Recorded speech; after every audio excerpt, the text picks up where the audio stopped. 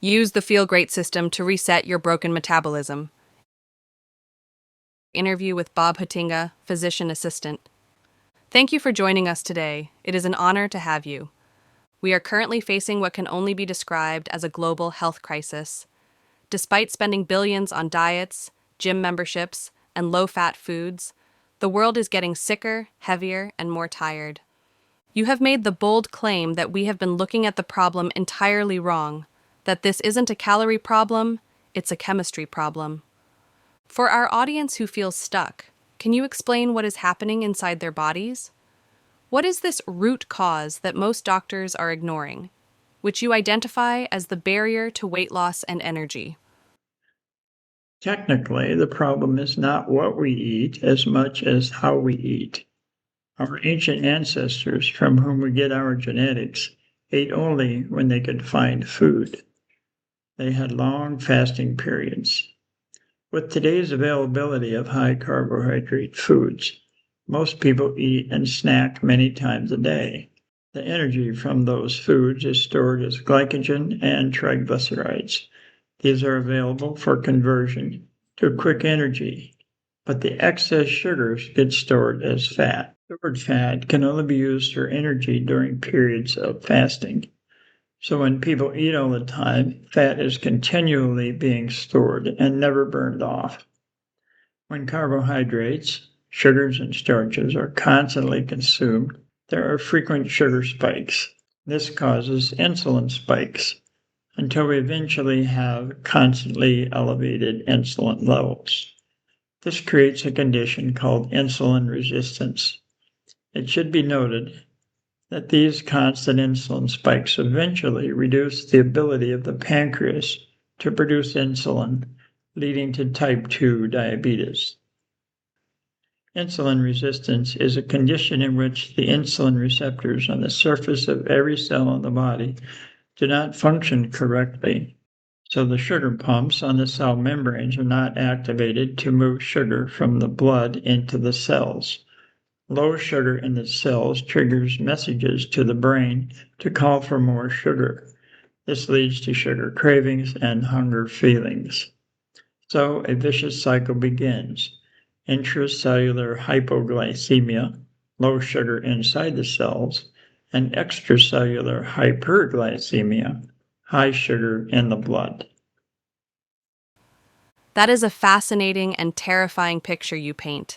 The idea that we are essentially starving on the cellular level while drowning in sugar in our bloodstream explains so much about the modern condition: the fatigue, the brain fog, the relentless cravings.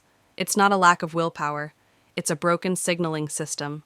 So, if the modern habit of constant grazing is the villain here, and insulin is the lock on our fat stores, we need a way to break that cycle.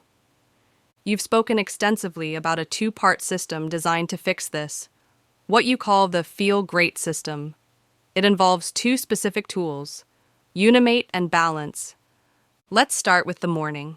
Most people are told breakfast is the most important meal of the day, usually loading up on toast or cereal. You suggest something radically different involving a concentrated yerba mate extract called unimate. Why is skipping that traditional breakfast and using this specific extract so critical for the metabolic reset you're describing? Unless you are a night shift worker, when you awaken in the morning, your body is already in a partial fasting state. It might have started to use some fat for energy, but probably not very much, especially if you've had a midnight snack or ate a cookie when you got up to use the restroom. Yes, our mothers taught us that breakfast was the most important meal of the day. I can still hear her voice when we got up to do the farm chores. Doctors have continued that message. However, as soon as you break that short fast, we switch to carbohydrate burning and fat storing, and so the cycle continues. It's incredible how deep that programming runs. We feel guilty if we don't eat immediately upon waking, but you're telling us that by eating that toast or oatmeal first thing, we are essentially slamming the brakes on our body's natural fat-burning engine just as it was starting to warm up. So, this is where the unimate comes in. Instead of food, you recommend this highly concentrated yerba mate drink in the morning. From a biochemical standpoint, what is happening when someone drinks unimate instead of eating breakfast? How does it help them extend that fasting window without feeling that starvation panic that makes most people quit fasting before they even start? Unimate is a patented drink that is found in the PDR, the physician desk reference. It has 5 natural ingredients that calm the cravings and the appetite signaling without adding any carbohydrates, sugars, starches. So the fat burning process that started during the night continues until we decide to have a lunch meal somewhere around noontime.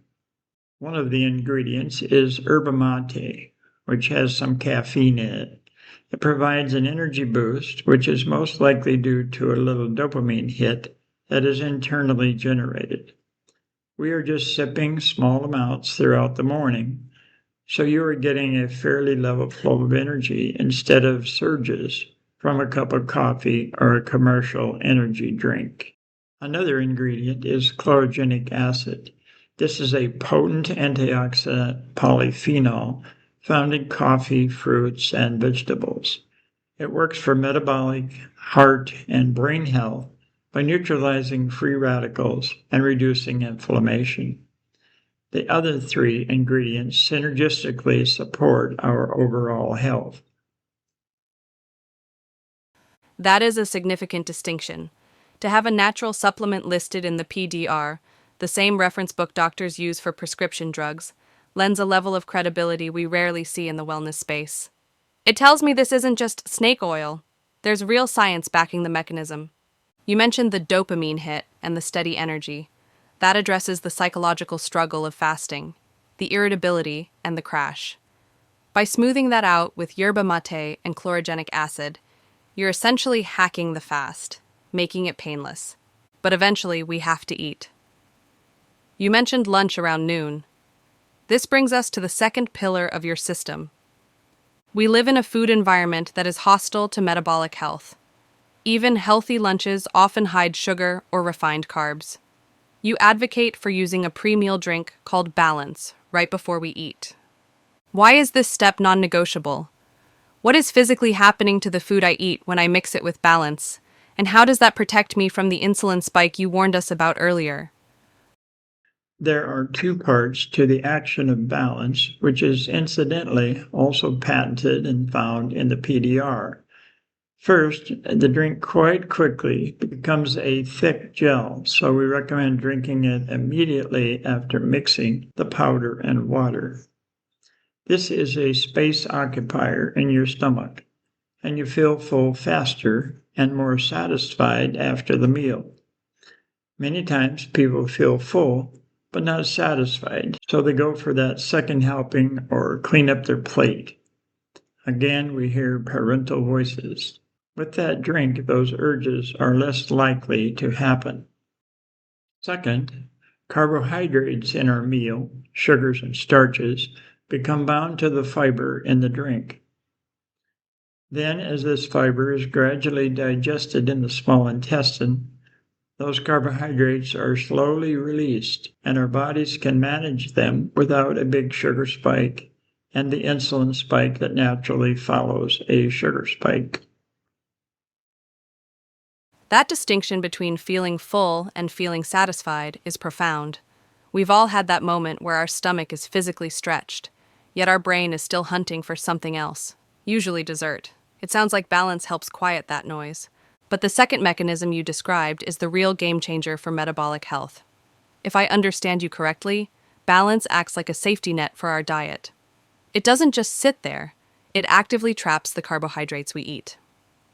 Instead of a flood of sugar hitting our bloodstream all at once, which would scream for an insulin spike, the fiber matrix releases that energy slowly, like a trickle. So, we've covered the how. Unimate extends the fast, and Balance blunts the spike when we feed. But let's talk about the long-term result. If someone follows this protocol, Unimate in the morning, Balance before their 2 main meals, what happens to that vicious cycle of insulin resistance you described earlier? After 60 or 90 days, What changes are people typically seeing in their blood work and their energy levels? First, we recommend sipping unimate throughout the morning and the afternoon, so food intake only happens at the noon meal and the evening meal. Second, balance usage can be individualized. We should evaluate our meals. If there is a larger amount of carbohydrate in one meal, like potatoes and bread, then we use the balance before that meal. If there is a smaller or equal amount of carbohydrates in each meal, then use half of the balance before each meal. If a person is a diabetic or typically eats large meals, then we might recommend a full packet of balance before each meal. Most people do not need to drink 2 balances per day. Now, when the sugar spikes begin to diminish, the insulin gradually goes down, and the insulin receptors on every cell membrane begin to function more properly, and the sugar pumps begin to load sugar into the cells like they are supposed to, and the cravings naturally begin to recede. During the 14 to 18-hour fasting period, fat begins to be used for energy. Fat is stored in the body as subcutaneous fat, meaning between the skin and the outer wall of the abdominal cavity. Remember that saying, if you can pinch more than an inch? That is referring to the fat under the skin. Fat is also stored in the liver and in the muscles and inside of the abdominal cavity. This is called visceral fat. If the liver gets too much fat stored in it, we can develop a fatty liver, which can show up in an ultrasound or in abnormal liver enzymes on lab test reports. The filtration function of the liver begins to be compromised, so we cannot eliminate waste and toxins like we should. When the visceral fat accumulates inside of the abdominal cavity, it begins to crowd the internal organs. The intestines cannot move as fluidly as they should. The diaphragm does not move like it should. The stomach is pushed upward, causing reflux of stomach acid and sliding hiatal hernias. The heart cannot expand during its filling phase like it should. All these body functions become less efficient. To answer your question, as the body fat begins to be eliminated, our normal body functions begin to return. So in 60 to 90 days, most people see remarkable changes in their body functions, which will show up in their lab test reports. Our energy usually improves much more quickly. That image of the fat literally crowding your internal organs, pushing the stomach up to cause reflux, restricting the heart, that is a powerful wake-up call. We tend to focus on the pinch-an-inch vanity fat, but you're talking about a mechanical failure inside the body caused by visceral fat. It's not just about fitting into genes, it's about giving your heart room to beat and your liver room to filter toxins. And I appreciate the clarification on the protocol. It's flexible. Sip unimate to keep the fast going and the energy up all day, and use balance strategically based on your carb intake. It sounds like you're teaching the body to relearn how to process fuel, rather than just forcing it into starvation mode. We've covered the science, the PDR-listed products, and the physiological turnaround. For the person listening who is tired of the brain fog, the acid reflux, and the roller coaster energy, who wants to see those 60-day lab results you mentioned, what is the best way for them to start? Do they just jump right in with the Unimate tomorrow morning, or is there a mental shift they need to make to transition from the standard American diet to this lifestyle? Some people who are very toxic or highly sensitive need to start slowly. I recommend using half doses of the 2 products in the same recommended amount of water for the first day or two. Detox and Herxheimer reactions can occur. Herxheimer reactions are a slight worsening of symptoms that sometimes occur at the beginning of a detoxing protocol. These reactions are usually mild and are most likely to occur in highly sensitive people. Starting gradually will usually give a successful start. Some people are impatient and just dive in. However, the slower start reduces the likelihood of headache, heartburn, diarrhea, constipation, or other reactions that occasionally occur at the beginning. Caffeine sensitive people should order the low caffeine unimate and for sure dilute down the unimate at the beginning to evaluate their tolerance. The mental shift occurs when they begin to see results.